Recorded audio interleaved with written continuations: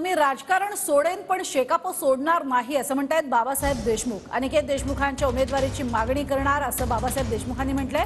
आम्ही शरद पवारांना भेटणार आहोत। अनिकेत देशमुख हे माढ्यातनं लोकसभा लढवण्यासाठी इच्छुक आहेत। धैर्यशील मोहिते पाटील यांना उमेदवारी मिळाली तरी आम्ही काम करणार असं बाबासाहेब देशमुखांनी स्पष्ट केलंय। सध्या राजकारणामध्ये एक चर्चा सुरू आहे की अनिकेत देशमुख असेल आणि तुम्ही राष्ट्रवादी काँग्रेस शरदचंद्र पवार पक्षामध्ये प्रवेश करणार आहात।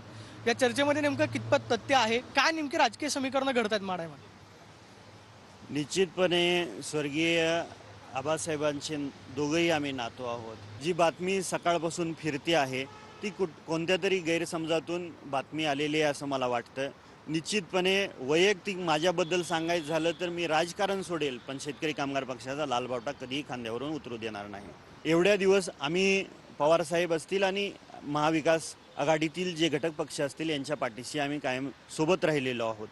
निश्चितपणे आज आमची अशी मागणी आहे की यावेळेस आमच्या शेतकरी कामगार पक्षाच्या उमेदवाराला या सर्व महाविकास आघाडीतील घटक पक्षांनी सहकार्य करून डॉक्टर अनिकेत देशमुखांची उमेदवारी डिक्लेअर करावी, ही आजची आमच्या आग्रहाची मागणी आहे। धैर्यशील मोहिते पाटील त्याचबरोबर रामराजे नाईक निंबाळकर हे परत शरद पवार गटामधील अशा पद्धतीच्या चर्चा आहेत। कदाचित धैर्यशील मोहिते पाटील हे सुद्धा तिथले संभाव्य उमेदवार असू शकतात। त्या संदर्भातले काही चर्चा जे आहे ते तुमच्या लोकसभा मतदारसंघामध्ये झाली का? विजय दादा असतील, धैर्यशील भैया असतील यांच्या कुटुंबासोबत देशमुख कुटुंबियांचं एक राजकारणापलीकडचे एक घनिष्ठ संबंध आहेत। जो महाविकास आघाडी उमेदवार देईल त्या उमेदवाराला निवडून आणायची जबाबदारी ही आमच्या धैर्यशील मोहिते पाटलांना जरी उमेदवारी मिळाली तरी तुम्ही त्यांचं काम करा 100%, कारण आम्ही महाविकास आघाडीचा घटक आहोत।